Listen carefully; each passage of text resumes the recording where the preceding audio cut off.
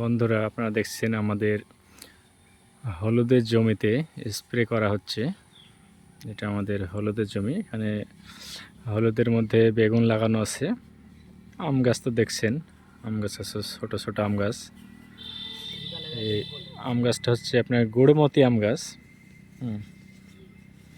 আম গাছ সহ স্প্রে করা হচ্ছে। খুব সুন্দর আবহাওয়াটা, খুব সুন্দর, বিষ করার মতো আবহাওয়া।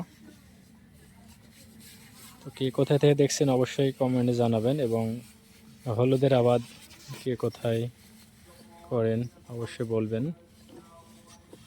দেখছেন বিষ করছে।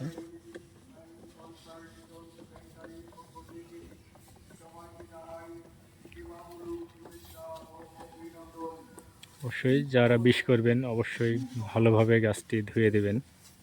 দেখছেন অনেক সুন্দর করে বিষ করছে, গাছগুলো ধুয়ে দিচ্ছে সুন্দর করে।